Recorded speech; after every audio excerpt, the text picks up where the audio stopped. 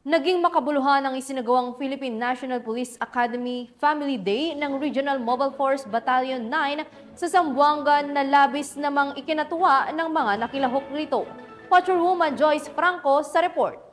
Nagdiwang ng Regional Mobile Force Battalion 9 ang isang makabuluhang PNP Family Day na alinsunod sa Police Community Relations Celebration Month na ginanap sa Camp Romeo Abendan, Mercedes, Zamboanga City nito lamang Hulyo 23 taong kasalukuyan. Ang nasabing aktibidad ay pinangunahan ni Police Colonel Joseph L. Ortiga, Force Commander ng RMFB 9 na dinaluhan ng mga residente at pamilya ng ating kapulisan. Ang nasabing aktibidad ay alinsunod sa isa sa programa ni Chief PNP na makatanggap ng parehong tulong ang mga tauhan ng pulisya at kanilang mga pamilya katulad ng matagal nang ibinibigay ng organisasyon sa mamamayan, partikular na ang mga medical mission at relief work na abala sa kanila sa tuwing may kalamidad na tatama sa bansa. Ang kanyang panawagan ay para masiguradong maayos ang kani-kanilang pamilya para mas makapagbigay ng dekalidad na serbisyo publiko. Samantala, malaki ang niambag ng iba't ibang ahensya ng gobyerno gaya ng Department of Anesthesia, Zamboanga City Medical Center at iba pang stakeholders sa paghahatid ng iba't ibang serbisyo sa mga kapulisan sa isang araw na kaganapan. Tampok sa selebrasyon ang libreng linis at bunot ng ngipin, Operation Tule. Highlight dito ang pamamahagi ng food pack, school supplies, hygiene kits, libreng blood type screening at free diabetic screening. Dagdag pa ang food booth at palaro sa mga bata sa tulong ng mga aktibo at bukas palad na stakeholders upang gawing mas maligaya ang karanasan sa isinagawang pagdiriwang.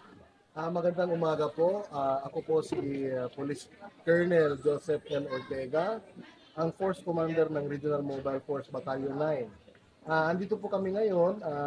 We are celebrating the RMFB 9 Family Day in relation to the Police Community Relation month for 2024.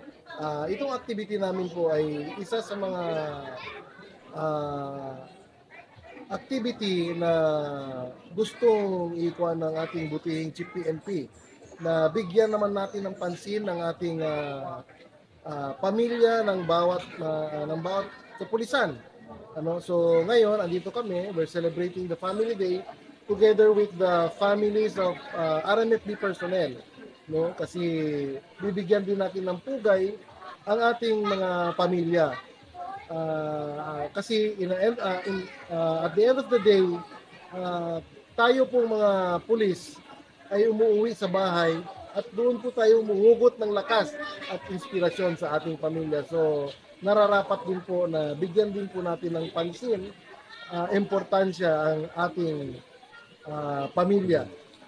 Ang pamilya ng Police Family Day ay ginanap upang higit na pagtibayin ang pakikipagkapwa-tao, magpalakas at magpahusay sa pangkahalatang kapakanan ng mga tauhan ng PNP at ang kanilang mga pamilya sa buong bansa. Mula dito sa Zamboanga Peninsula, ako ang inyong PNN Correspondent Patrolwoman Joyce Franco, alagad ng batas, tagataguyod ng balitang pulis.